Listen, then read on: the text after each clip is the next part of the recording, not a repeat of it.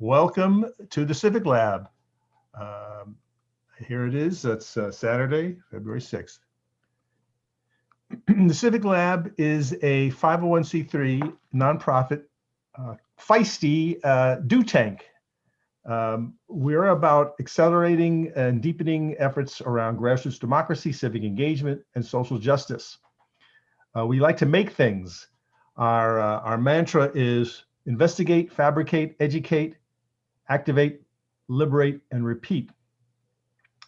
If I had to say a through line of our work, it's about expanding civic imagination about what's possible in Chicago, and then helping people and developing leaders to bring us to that future. Another way to say it is you can't be what you can't see, and you can't do what you don't know. When you engage with us, we like to talk about pedagogy and meta-analysis a lot.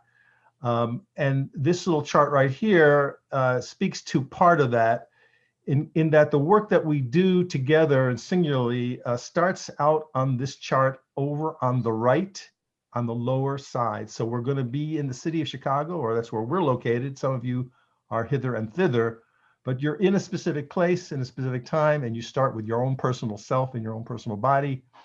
But the idea is with this civic engagement and social justice work, in a nutshell, over time, you want to be in the upper left. You want to be about changing systems and changing conditions on the ground. So we are believers in systematic change. We're very critical about the current system that we're in, and you'll hear about that as we go along. But we just are noting that in the work of civic engagement and social justice, you're moving through this chart up and down across over time. So at some point you're with yourself and with your peers and with a small group, and at other times you're with a national movement, moving very big things indeed. So we think this is a very good way to think about this work. All right, and so many of you are probably familiar with this, but a part of this work is layering and giving you tools for your own self-development and self-awareness. And so this is called the cycle of socialization. This is part of the Adler SJP training that you all receive or will receive or have been receiving. But we want to make sure that you are able to increase your competencies, your social justice practice competencies. We call it cultural competency for social justice. The first one to attain is called self-awareness, understanding how you've been socialized in terms of, we all know that we were born into the mechanics of oppression, and then understanding how you came to be, all of your thoughts and feelings and frameworks and language and everything that you do. So this is a great framework to understand and to use for self-reflection. We want to make sure you maintain and build and strengthen your cultural competence for social justice. Self-awareness is critical, and then understanding and valuing others, knowledge of societal inequities, skills to interact effectively with a diverse group of people in different social settings and contexts, and then of course hard skills and soft skills to foster equity and inclusion. So one of the things we can do is begin to understand how I've been socialized, and so I use this for myself. So for example, I'm a war orphan. If you don't know, I was born in Vietnam. My biological father was a soldier based out of this Air Force base near Ben Hoa. My mother was Vietnamese. I was adopted at 3 by a white family in Williamstown, Massachusetts. So I spent the first 3 years in Vietnam as a war orphan. I grew up in an orphanage, Poam. And then I was fortunate to be adopted and grew up in Williamstown, Massachusetts, in Western Mass.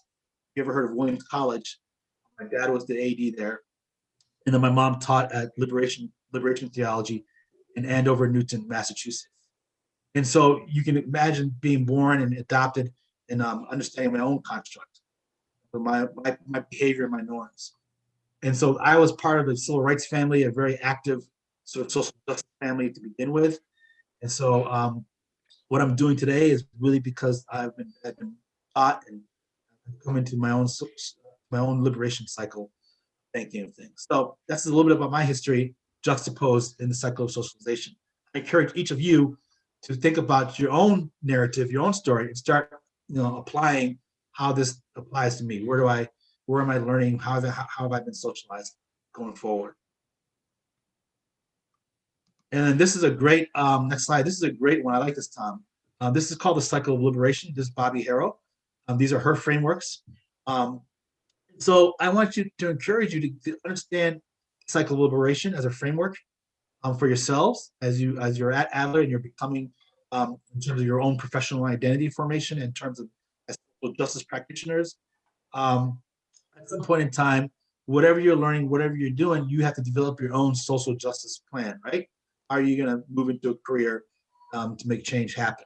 So this is another, if you decide to get out of your socialized construct and you decide to liberate yourself, this cycle also provides a map towards that. And so when does liberation work begin, right? It begins with waking up. It begins at the cognitive moment of understanding there's something wrong with the situation, either personally happening to me or to people I know or to other people I see in the news. Could be the George Floyd assassination and murder, could be something else, in the insurrection at the Capitol or whatever. But the point being is understanding and reflecting and building your own cycle of liberation is critical to you being an effective social justice practitioner forward. We both encourage you to look at these frameworks, adopt them, use them to help you all think through all the challenges and issues that you will be dealing with when you're becoming a social. And this is the ladder of engagement as articulated by Sherry Arnstein.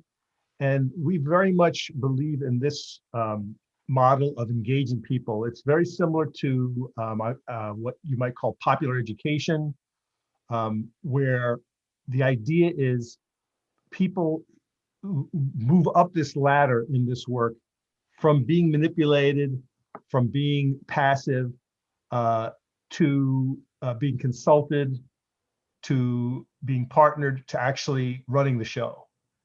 And the terms there, non-participation, is kind of mostly how people are, in America, through habit and through design.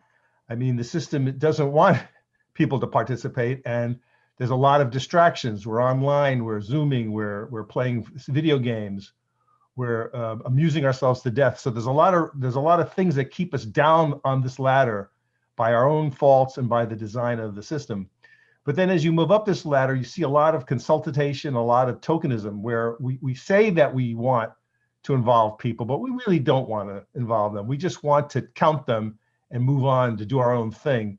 But at the Civic Lab, we really want to sit up at the top of this ladder. We want everybody to put their hands on the steering wheel of history and be the driver of their own bus, as it were, and not be run over by the bus of history, which I think is pretty much the norm. And that follows to a similar kind of construct with what we call the ladder of creative engagement. It's the same idea, but it has to do with making stuff as opposed to consuming stuff. So in the same sense, when you're down at the bottom of this ladder, you're just consuming content. You're reading, you're absorbing, you're not being critical. You're just sort of passive, you're a consumer. And then as you move up this ladder, you see the terms are using joiners, collectors, critics, conversationalists, and then creators. So again, the same idea that we're trying to get across is we want you to be at the top of this ladder to make history, to make things. And we have a vision of democracy in citizenship that's very physical. We're very much about making and doing.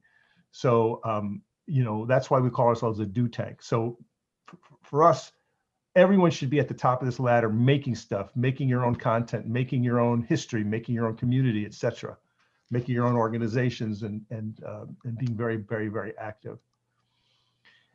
The Civic Lab had a physical space for a few years, and one day I'm sure we'll be back into a physical space. And we believe in the maker movement. So again, consistent with this idea of making stuff, the Civic Lab, when it was a physical space, was a maker space, similar to other spaces in America where there's a shop and tools and maybe a dark room and things like that, and people are sharing the cost and are using these tools and teaching each other these tools. We have a few in Chicago. One is called Pumping Station 1. We can tell you more about that if you're interested offline.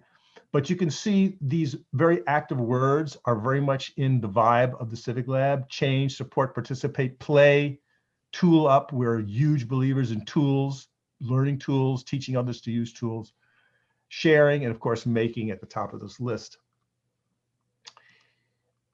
All right. And so what is civic engagement? We want you to consider, and we're going to have a little brief discussion about this. What is your civic heart or disposition? What stuff should you know? And what should you know on how to do? So the idea is that I always tell people civic engagement is a contact sport, right? This is a direct engagement sport. It's not a passive sport. And so the idea is if you want to become better at civic and community engagement, you've got to get trained and coached up at the body, mind, and spirit levels, right? And so for your disposition, what is your passion and what do you love to do? Where does your civic heart lie? For the stuff you should know, what is that knowledge and skills? What are those things that you think you need to know to be a more effective civic and community engager, social justice practitioner in the terrain, in the ecosystem of our body of politics? And then also, what should you do and know and how to do? Again, what are those things that you should have to do the civic work in a protracted way? What are those long-term knowledge and skills you need? What are that toolkit that you're building? What are those tools that you need in your toolkit? And so let's real quick think about it, and then let's sort of popcorn it out. What is your civic heart or disposition? Everybody can jump in. Just think about that question. And Tom, if you want to model it, so to give them an idea what the answer may look like. Well, for me, one of the things that comes up for civic heart is generosity. So if you're not a generous person, willing to serve others, then you're never going to enter into the civic space, because you're going to say, why should I care about you, or why should I care about your community is sucky, or that you're needy?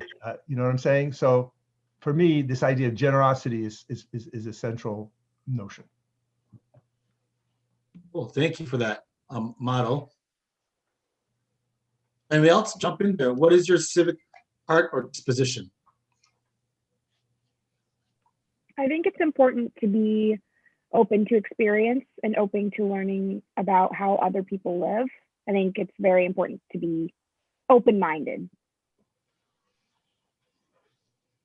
Really understanding how others are living, maintaining, struggling, being open, learning about that.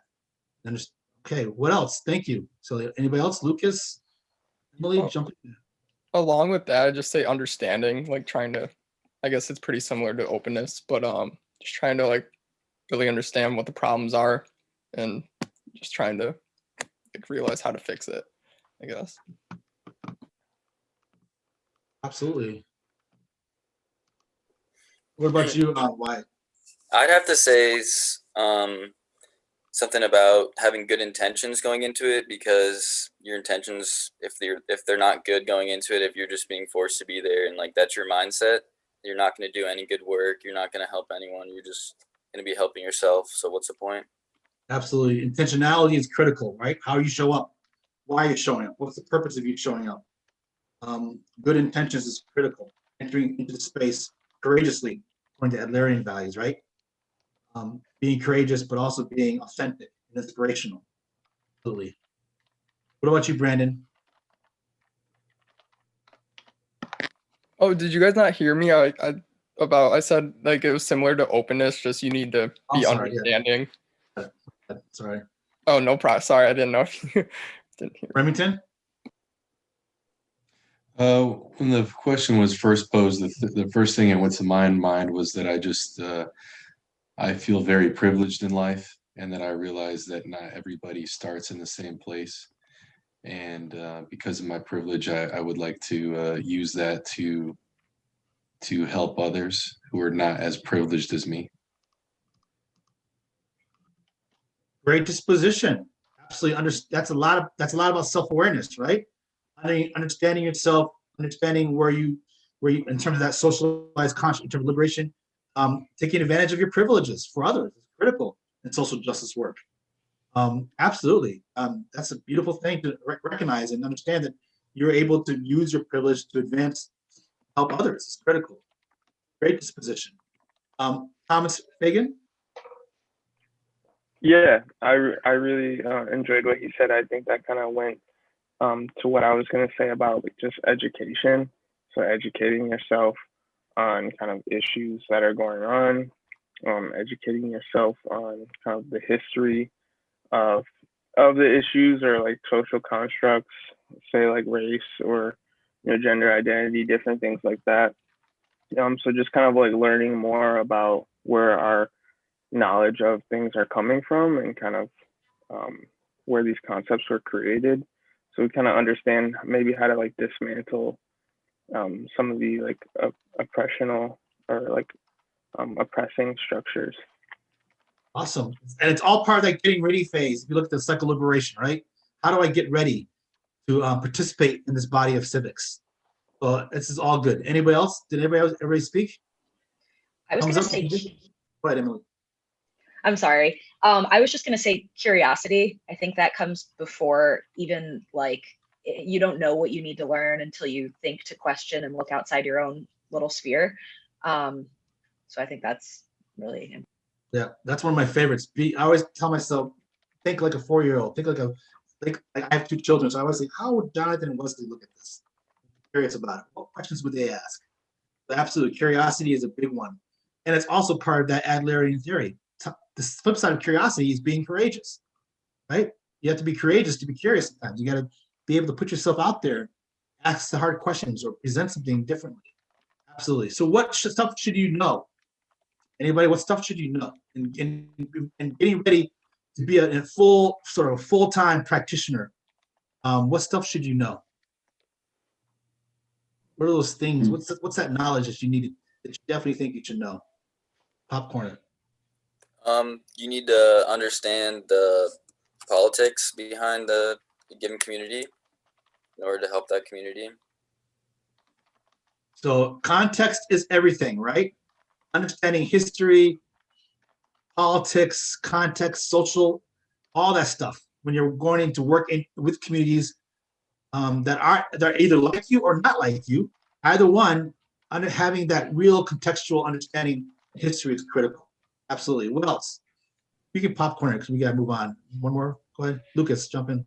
Yeah, just going off of that, just being able to put yourself in uncomfortable situations. We're all from different areas, different environments, and so forth.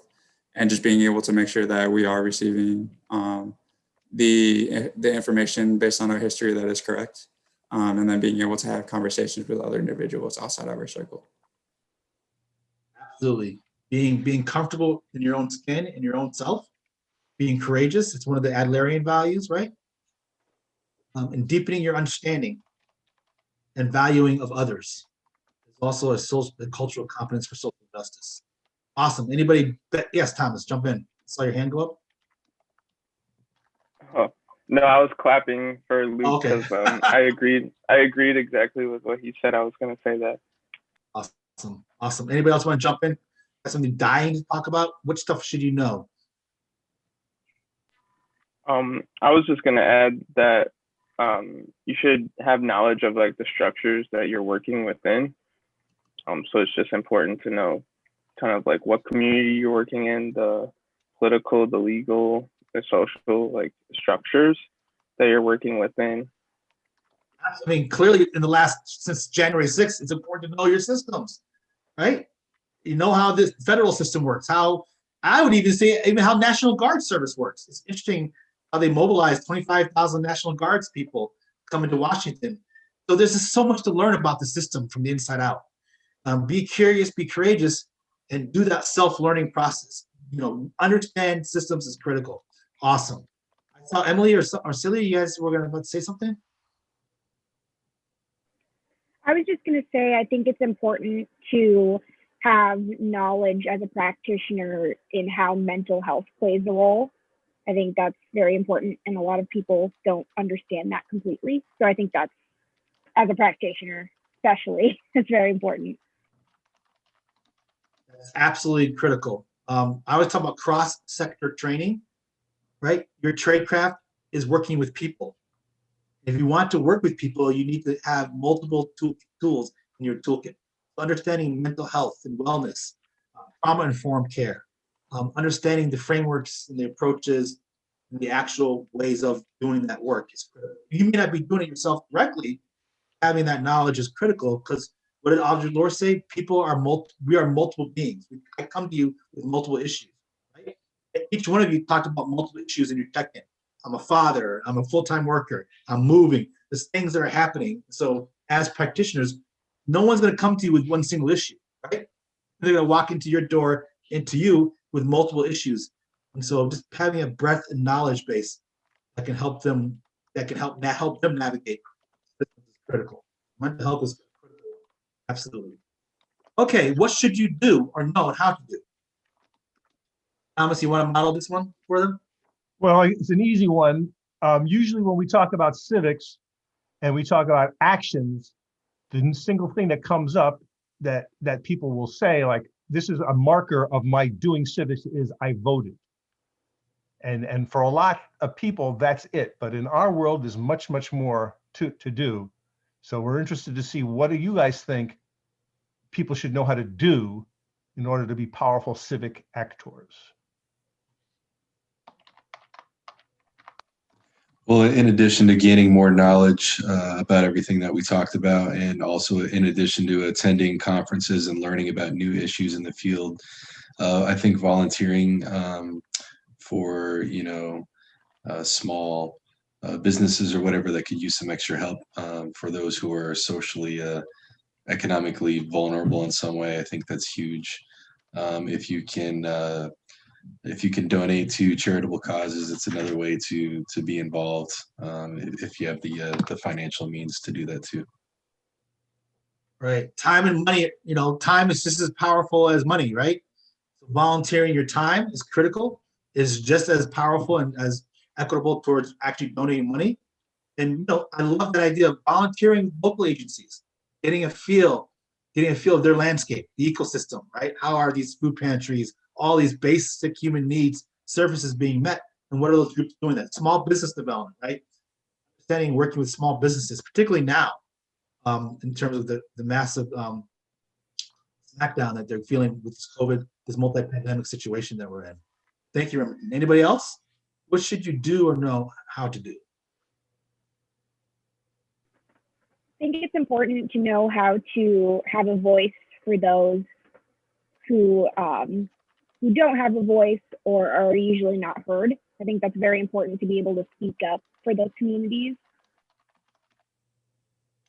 Absolutely. Understanding how to advocate in spaces for people who are being marginalized. All of you, I think, are going to be at some level of leadership. Let's be clear, right? You're graduating from a graduate program, and you'll be placed in positions of influence, right? That's you can't get around it. So being able to advocate for those people that aren't allowed to come into the room or into the space that you will be in. And how do you do that in a what I call with fidelity, right? With fidelity and transparency. Because you can't speak on behalf of everybody, but you can definitely bring into the space critical knowledge and understanding. Yeah, and I just put into chat, how about the ability to run a meeting? So if you're in a situation where you're leading a team, or there's a community meeting that's contentious, can you lead the meeting to a fruitful conclusion? That's a skill. Right. When I started organizing in the 90s, I don't know if you guys know who Bob Moses is? Sure. Okay, so write that name down. Look up Bob Moses. He was one of the leaders of SNCC. He was instrumental in coordinating the Mississippi Freedom Summer.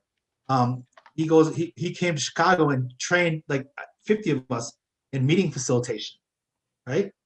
How to facilitate meetings in communities and neighborhoods. So meeting facilitation is critical. Okay? Absolutely. Okay, so you get the idea. I would just think about these core areas as you're moving along your track of professional development. Where's your heart at? What stuff should you know? And then what should you do or know how to do going forward? And then we provide you This next chart is actual it is an inventory, a list of civic knowledge, civic skills, and experiences. And so, use this, review it, think about all those knowledge areas, those hard and soft skills, and then what kind of experiences do you want to create and be part of? Remington, you mentioned volunteering, so community service. How many people have done community service to gain experience? I mean, right? It's huge. Social organizing for change. Community planning. How many people have participated in community-wide planning efforts? Incredible way to gain experience. And so we also add here running for office and working on campaigns. It's usually left out of the civic bag. And as we can see, that's very critical, right? We went through a huge contentious election, but 150, 160 million people voted.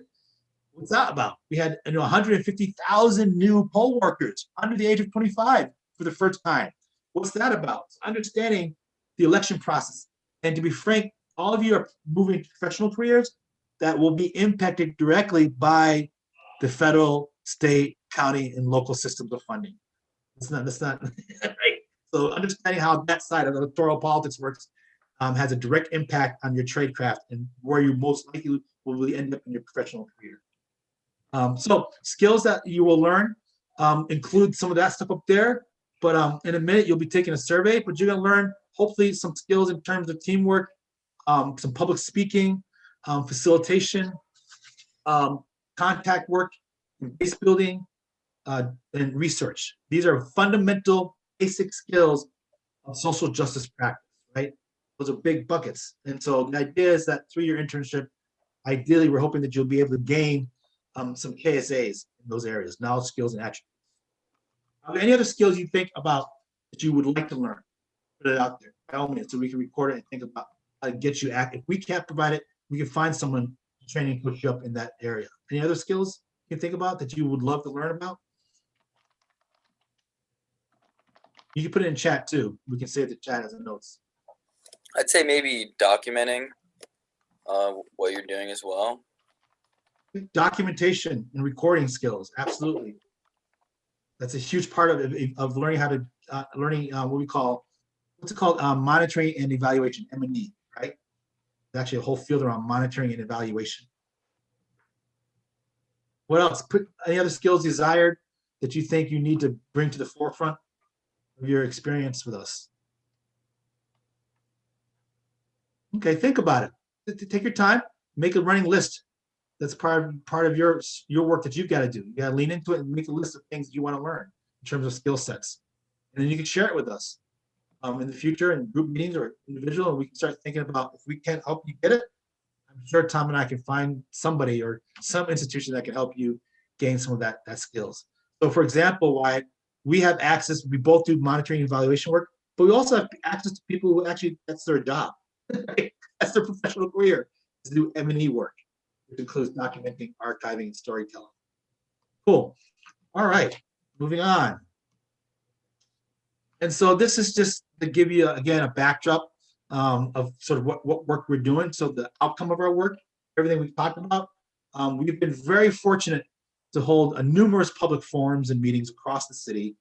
Most of our forums and meetings, we've been invited into the communities and neighborhoods. We don't have the capacity to do the effective marketing and outreach. So the incredible advantage of not having that is that we have literally been invited into every neighborhood in the city, pretty much, into all 50 wards. And it's incredible how many people we work with. Really over 6,500. But that's just for the TIF work.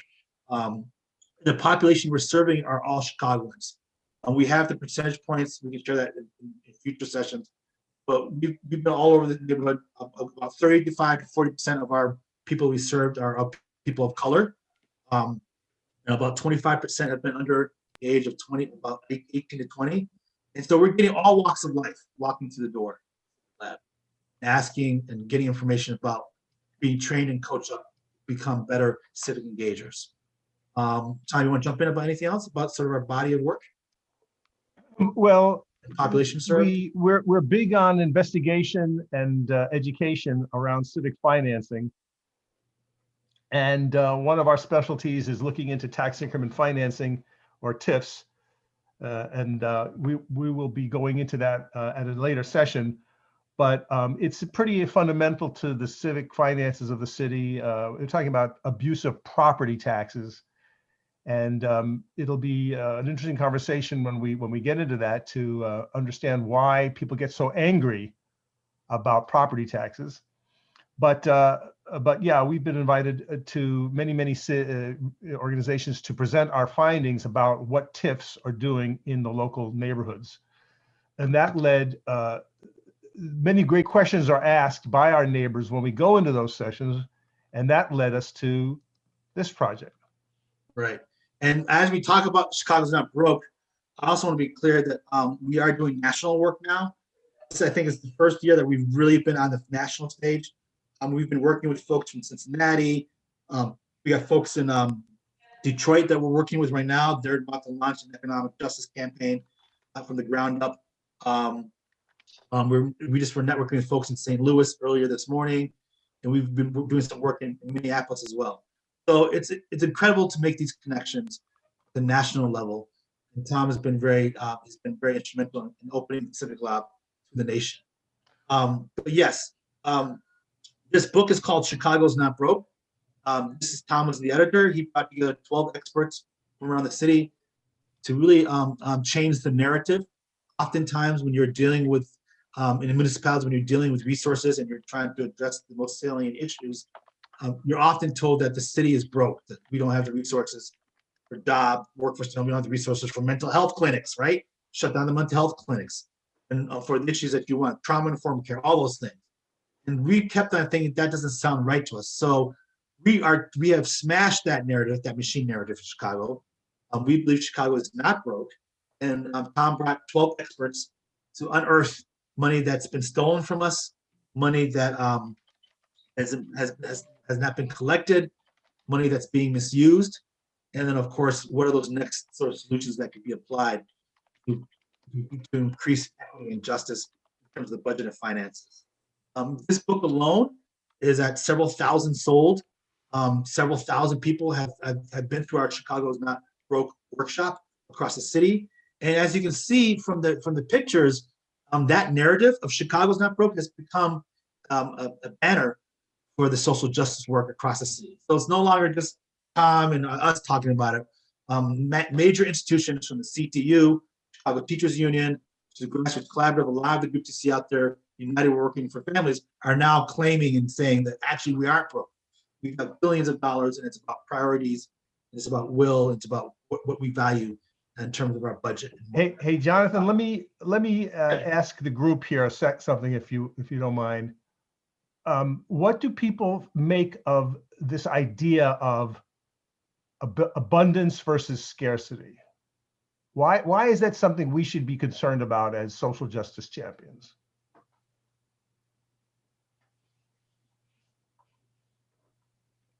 Well, I guess the most obvious answer would be that if there's abundancy and there's scarcity, then there's an issue, because why wouldn't you just take some of the people who have the abundance and then give it to the people who are scarce? That seems like the obvious route to go. There's obviously some kind of issue or disconnect there where funds are not being distributed in a proper way. Your remark triggers for me the comment, is the scarcity real or imposed? That's a good point. I mean, I don't know if I would say it's imposed per se, but definitely that's the way it turns out, Like, I don't think that's anyone's intention, but that's certainly the way that it works out in the real world, What else? Reactions.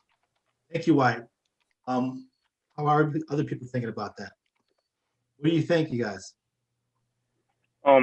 If you're talking about Chicago, I think scarcity in a way is imposed, because just because we're relating it to Chicago, like the knowledge of how segregated the communities are and the neighborhoods are in Chicago, and the knowledge that there's like far more, you know, resources typically for like the downtown and north side areas compared to like the west and south side areas.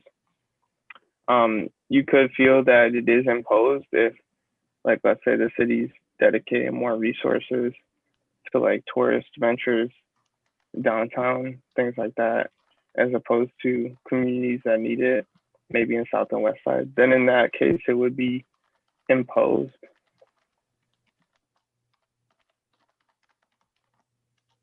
Any more questions, Tom?